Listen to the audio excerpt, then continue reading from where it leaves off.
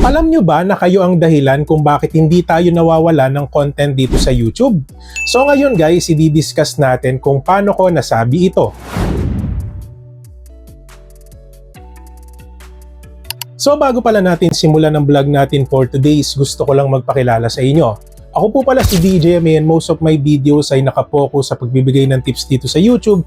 And guys, nagbabahagi din tayo ng ilang live streaming platforms na pwede nyo pagkakitaan kahit nasa bahay lang kayo.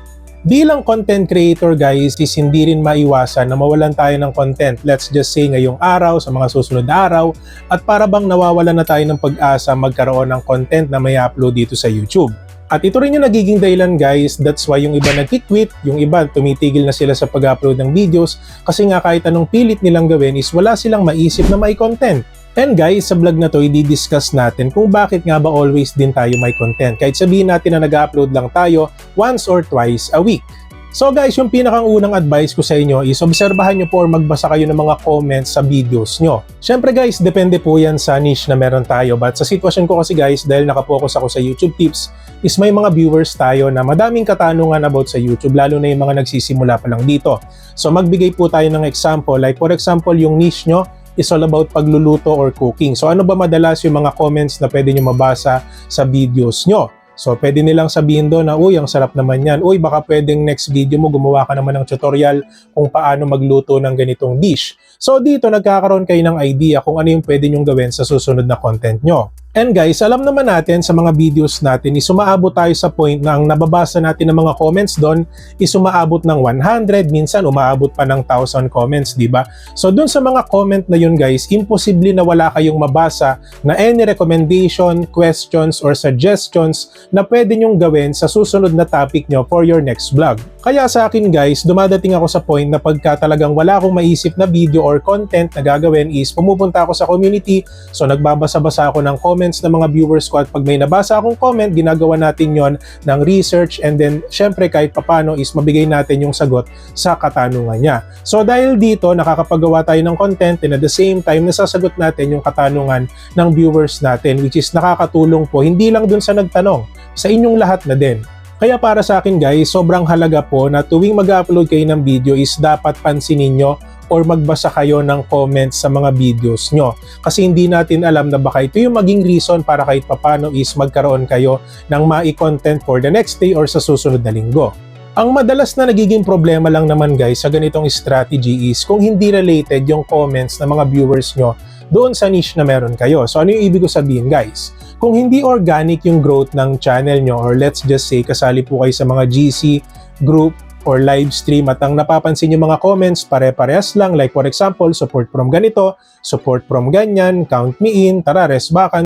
Ibig sabihin guys, yung channel nyo is nanggaling sa ganong klaseng sistema. So ikaw bilang content creator, nag-expect ka na makabasa ka ng comment na related doon sa niche or content na ginagawa mo pero dumadating din sa point na nadidismaya kayo kasi nga hindi naman related yung mga comments nila sa niche na meron kayo. Hindi kayo nagkakaroon ng any idea doon sa mga topics na pwede nyong gawin sa susunod pa. Kasi nga hindi naman organic yung comments na kino-comment nila sa mga videos nyo. So sa case ko guys, no, almost lahat ng nababasa kong comments sa mga videos ko is questions about YouTube. So that's why ako is ginagawan ko siya ng content at ito yung nagiging reason para hindi tayo mawalan ng content kada linggo. So yung pangalawang advice guys na pwede kong maibigay sa inyo is huwag niyong kakalimutan na mag-post sa inyong community. So pwede kayong maglagay doon ng survey like for example mga questions na sa tingin nyo yung mga viewers nyo is magpa-participate sila, no? So sa ganitong paraan guys, kahit papano nakukuha nyo yung idea nila na pwedeng maging idea nyo rin sa mga susunod na contents nyo. Kasi guys, sobrang makapangyarihan ng community. Okay, kung meron kayong sariling community at mag-post ka sa community mo, so for sure magpa-participate naman yung mga viewers mo, lalo na kung sinusubaybayan ka talaga nila. Isa ka bang Popo Live Agency owner na naghahanap ng murang coins? I suggest na dito kayo bumili sa CocoDP. Dito sa CocoDP guys, sobrang dami po nilang exclusive discounts lalo na po dun sa mga gagamit ng link natin na nasa comment box. At paalala ko lang guys, hindi po lahat nabibigyan yan. And kung gusto niyo po makuha guys yung exclusive discount ng CocoDP, huwag niyong kakalimutan na mag-login dito sa CocoDP para magamit niyo po yung exclusive coupon para sa inyo. Just buy some packages na $1 patas guys at for sure automatic magagamit nyo po yung exclusive coupon ng CocoDP. So ngayon guys, i-discuss natin yung steps paano ba kayo makabili ng coins dito sa CocoDP para sa Popolive. So yung unang step guys, i-click nyo po yung Popolive and then guys, step number 1, ilagay nyo po yung user ID number. Step number 2 is pumili po kayo ng package na gusto nyo. Step number 3 is yung payment method at kung gusto nyo po makuha yung 2% discount ng CocoDP, gamitin nyo po yung CoCoin payment method. Yung step number 4 guys, huwag nyo pong kakalimutan yung email address at yung final step, click buy now. So guys, wala pa pong 1 minuto marireceive nyo na po yung package na binili nyo sa inyong mga account. So you can check your email para sigurado, no? Ano pang hinihintay nyo guys? Visit CocoDP today for more info. Like for example, magpo-post ako sa community ko at tatanungin ko yung mga viewers ko na ano yung problema nyo dito sa YouTube, ano ba madalas yung katanungan na hindi pa nasasagot ng ibang content creators na pinoproblema nyo ngayon. So sa ganitong paraan guys, if mag-comment sila sa post ko, nakikita ko doon or makikita ko, or let's just say mababasa natin kung ano ba yung mga problema pa nila na hindi nasasagot ng ibang content creators. So dahil dito, nabibigyan ako ng idea ng mga viewers ko or nabibigyan nyo ako ng idea kung ano ba yung content na pwede kong gawin ngayon or sa susunod na araw. So guys, umaabot po tayo ng 100 comments or let's just say 1,000 comments guys sa isang video. So dahil dito guys, nagkakaroon po tayo ng unlimited content ideas na pwede natin gawin sa mga susunod na linggo. Kailangan nyo lang po talaga maging observant, no, sa community posts, sa inyong mga videos kasi guys, lahat ng comment ng viewers natin sa mga videos natin or sa ating community posts is sobrang halaga po niyan kasi hindi natin malalaman na baka yun pala yung maging dahilan para magkaroon tayo ng content ngayong araw. At katulad nung nasabi ko kanina guys is that nakatulong ka na sa viewers mo, nakatulong din sila sa iyo para bigyan ka ng idea dun sa content na gagawin mo. So yung pangatlong advice na pwede kong ibigay po sa inyo, and I think this will be the last one, no, para kahit papano magkaroon po kayo ng unlimited content ideas dito sa YouTube.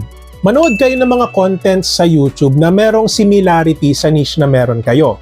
Ang madalas na kamalian na ginagawa po ng ibang content creator dito sa YouTube is like for example, may napanood po silang ibang content creator at yung topic na ginawa nun is kaparehas nung iniisip nila. So ginagawa nila guys, hindi na po nila itinutuloy. Okay? So guys, ang may advice ko sa inyo, kung ikaw ay isang creative na content creator is pwede mong gawin yung ganong klaseng content. Hindi mo naman totally gagayahin eh. Okay, ang gagawin mo lang is gagawan mo ng topic or gagawan mo ng content yung topic na yon na sariling version mo. Okay? Kasi dito sa YouTube guys, pag nag-search kayo ng YouTube tips, di ba almost pare-parehas yung topic? Like for example, paano kayo magkaroon ng 1,000 subscribers? Paano ba ma-monetize dito sa YouTube? Paano ba mawala ang shadow ban dito sa YouTube? Paano ba dumami ang views dito sa YouTube? Paano ba kumita dito sa YouTube? Ang mapapansin nyo lang guys, iba-iba lang po ng rankings yung mga vlog na related sa ganong topic. So ibig sabihin guys, hindi porke ginawa na ng content creator yung topic na yon is hindi mo na siya gagawin. So pwede kang magkaroon ng ideas doon sa video na papanoodin mo mula sa ibang content creator. So dahil dito nagkakaroon tayo ng unlimited content ideas na pwede natin gawa ng video even though napanood natin yung idea na yon sa ibang content creator. Hindi nyo pwede sabihin guys na wala talagang pumapasok na idea sa utak ko so that's why hindi na lang ako nag-upload ng video for this week. Para sa akin guys, kulang pa po yung pag-push nyo sa sarili nyo para makagawa kayo ng content dito sa YouTube. Kasi hindi ako naniniwala na limited ang content dito sa YouTube guys. Para sa akin, unlimited yan lalo na kung magkaroon kayo ng sariling community at organic audience. So guys, ilan lang po ito sa mga advice na pwede kong ibahagi sa inyo. At kung sa tingin nyo guys na medyo kulang yung tips na naibahagi natin is huwag nyong kalimutan guys na i-comment yung idea nyo dito sa comment box. So by the way guys, kung nakatulong po yung vlog natin for today sa inyo is don't forget to subscribe my channel DJMA for more videos like this. At syempre guys, hindi po natin kakalimutan yung ating mga solid viewers. Ayan, so mega love shoutout po pala sa inyong lahat sa mga nag-aabang ng ating vlog every day or every week guys. Ayan, so shoutout po sa inyong lahat. At syempre guys, hindi rin po natin kakalimutan yung ating mga exclusive members. Ayan guys, so mega love shoutout po pala sa inyong lahat sa mga nagpa-member sa atin last month and this month guys. Ayan, maraming salamat po. So guys, isa po yan sa mga perks na pwede nyo makuha once na magpa-member po kayo. So every end of our video guys, pineplex po natin sila para kahit papano is makilala po sila ng ating mga viewers. And guys, meron din po silang tinatawag na monthly community post na every month pinopost po natin lahat ng members natin sa ating community. At kung sa tingin nyo guys, medyo nabitin po kayo sa vlog natin for today, so pwede nyo panoodin itong vlog na to. And of course guys, nandito rin po yung ating YouTube tips playlist na for sure makakatulong po sa inyo, lalo na sa mga baguhan na content creator dito sa YouTube. So yun lang naman guys, maraming salamat po sa panonood and God bless po sa ating lahat.